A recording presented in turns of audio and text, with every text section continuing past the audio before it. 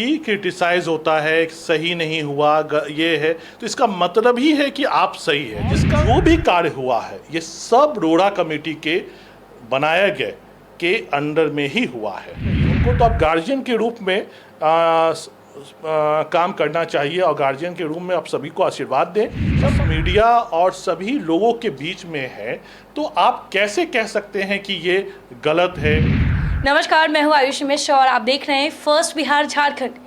13 साल बाद Patna district cricket association का चुनाव हुआ था कल, और ऐसे में चुनाव के बाद वहाँ पे उपाध्यक्ष जो चुने गए थे रहबर आब्दीन, वो हमारे साथ अभी जुड़े हैं। लेकिन चुनाव तो हो गया, आप उपाध्यक्ष के पद पर भी आ गए, लेकिन ऐसे में कई ऐसी आलोचनाएं हो रही हैं, कई ऐसी बातें निकलकर सामने आ रही है कि चुनाव में धांधली हुई है या वो चुनाव ठीक से नहीं हो पाई है। इस पर क्या कहना है आपका?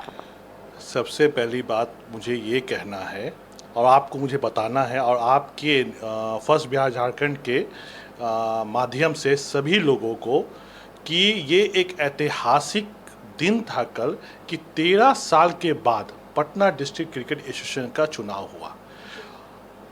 और जब अच्छे काम होते हैं तो उसमें ये सारी चीज़ हमेशा आपने देखा होगा कि क्रिटिसाइज होता है, सही नहीं हुआ, ये है, तो इसका मतलब ही है कि आप सही है। जिसका सबसे बड़ा एग्जाम्पल है कि कल 57 क्लब में आपको 51 क्लब वहाँ मौजूद था जिसको वोटिंग राइट है।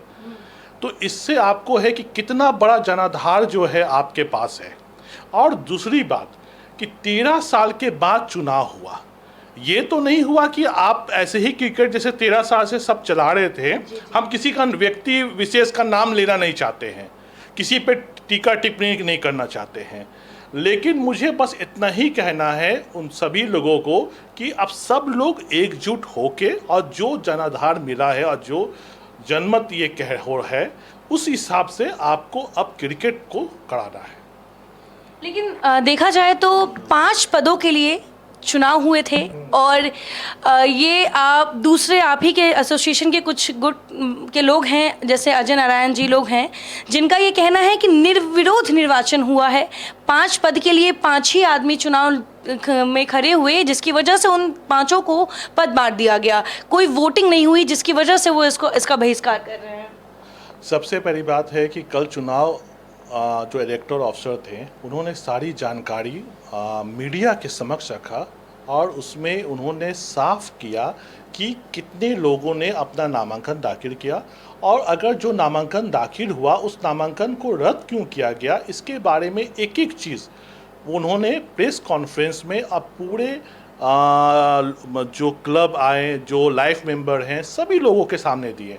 दूसरी बात, अजय नारायण शर्मा जी के बड़े पुराने और बहुत बुजुर्ग व्यक्ति हैं, उनके बारे में हम टीका टिप्पणी नहीं करना चाहते हैं, सिर्फ इतना कहना चाहते हैं और उनसे भी आग्रह करते हैं कि अब ये सारी चीज़ को वो छोड़ दें, क्योंकि वो खुद ही, ये तो 70 साल का एज हो गया है, उनका उम्र हो गया, उनको खुद ही समझना चाहिए। अब हम आपको क्या बताएं। और जो भी कार्य हुआ है ये सब रोड़ा कमेटी के बनाया गए के अंडर में ही हुआ है। वो कमेटी को भंग करना, स्टीयरिंग कमेटी बनाना, चुनाव की घोषणा करना, चुनाव कराना, ये सारी चीज़ जब मीडिया और सभी लोगों के बीच में है तो आप कैसे कह सकते हैं कि ये गलत है, ये जालसाजी हुई है, ये 5 ही लोग हैं। 5 लोग नहीं थे, लोगों जो भी हों वो सबको मालूम है कितने लोग थे और क्यों उनका रिजेक्ट किया गया, किस कारणवश है। एक छोटा सा एग्जांपल आपको हम दे रहे हैं। सुनील सिंह बहुत पुराने और बड़े खिलाड़ी रहे बिहार के, रणजी ट्रॉफी भी खेले, वो विद्युत विभाग में काम करते हैं और वो रिटायरमेंट के बाद भी काम कर रहे हैं। अब उन्होंने फॉर्म भरा तो वो आयोग थे, तो वैसे कई लोगों ने जो किया, जो ये मैं बोलने का कोई ये नहीं हूँ उस पर टीका टिप्पणी करने का, क्योंकि चुनाव आयोग की ये है। लेकिन मैं आपको सिर्फ एक समझाने के लिए एक एग्जांपल दिए सुनील सिंह के बारे में, जिसको पूरा पटना, पूरा बिहार जानता है, बड़े खिलाड़ी हैं और अभी भी इस अक्टूबर में भी उनके द्वारा हस्ताक्षर से आपको काम हुआ है, जिसका अपोज किया गया और वो सारे डॉक्यूमेंट चुनाव आयोग के सामने रखा गया। तो ऐसे ऐसे कई चीज़ें हैं। ये मुझे पता चला आपको कल प्रेस कॉन्फ्रेंस में, जब चुनाव आयोग ने के द्वारा जो इलेक्टोरल ऑफिसर थे उन्होंने ये सारी बातें बताई। तो ये सारी चीज़ से तो आपको क्लियर है। और पता अजय नारायण शर्मा जी का, तो अजय नारायण शर्मा जी का उम्र हो गया है, और उस एज में भी अगर वो क्या कहिए, उनको तो अब गार्जियन के रूप में काम करना चाहिए, और गार्जियन के रूप में आप सभी को आशीर्वाद दें। और सब लोग नए चेहरे आए हैं, वो काम कर रहे हैं, उनको आशीर्वाद बनाएं। 13 साल बाद पटना डिस्ट्रिक्ट क्रिकेट एसोसिएशन में चुनाव हुआ है। इससे क्या पटना के युवाओं को और क्रिकेट में भविष्य बनाने के लिए क्या कुछ सहायता मिल पाएगी, क्या कुछ प्लानिंग की गई है? क्योंकि आपने चुनाव जीता है और बिहार की जो जितनी भी प्रतिभाशाली बच्चे हैं जो क्रिकेट में अपना भविष्य बनाना चाहते हैं, उनके लिए क्या कुछ अलग करने का सोचा है? सबसे पहले हमारी जो सीईओ में की बैठी मैं कमेटी ऑफ मैनेजमेंट का जो सबसे पहला जो मीटिंग हुआ, और जो कल भी इसको सभी लोगों ने कहा कि पटना में लीग मैच को कराना है, जो हम लोगों ने लगभग उसका सब डेट कार्यक्रम तय कर लिए हैं। छठ के बाद सारी चीज़ आप लोगों के सामने आ जाएगी, किस डेट में कब फॉर्म मिलेगा, कब फॉर्म जमा करना है और किस दिन से मैच होगा। और एक चीज़ मैं आपको और आपके द्वारा, आपके चैनल के द्वारा, फर्स्ट बिहार झारखंड के चैनल के द्वारा मैं बोलना चाहूँगा कि इस बार जो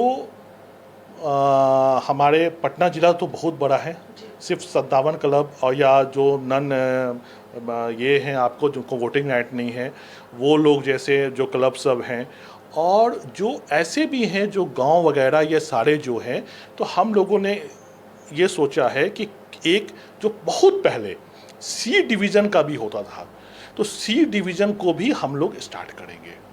उसमें जो भी इस तरह से ग्रामीण और जो नॉन एफिलिएटेड हैं, जो आपको कोई क्लब है, कोई संस्था है, वो आए, वो उसमें खेलेंगे, और खेलने के बाद उसमें से जो 2 टीम फाइनल में पहुंचेगी वो बी डिवीज़न में ऑटोमेटिक विथ वोटिंग राइट वो उसमें चली जाएगी। तो ये अभी का तुरंत का जो ये है वो है पटना में सबसे पहले लीग मैच, जो अभी तक कई सालों से पूरा नहीं हुआ, जो हम लोग के लिए एक सबसे बड़ी चुनौती है, और उस चुनौती पे हमको खड़े उतरना है। इसी के लिए हमको इतना बड़ा जनाधार मिला है। रहबर जी, आपको उपाध्यक्ष चुने जाने के लिए बहुत बहुत शुभकामनाएं।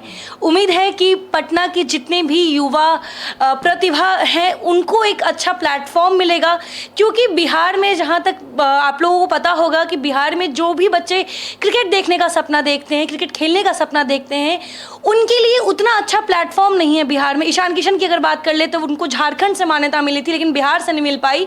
तो ऐसे में अब पीडीएस का चुनाव हुआ है, 13 साल बाद 5 पदों पे नियुक्ति हुई है, और ऐसे में ये सभी मिलकर बिहार की राजधानी पटना के बच्चों के भविष्य के लिए क्या कुछ आने वाले दिनों में करते हैं, ये देखने वाली बात होगी। फिलहाल तब तक के लिए बने रहे फर्स्ट बिहार झारखंड के साथ। धन्यवाद।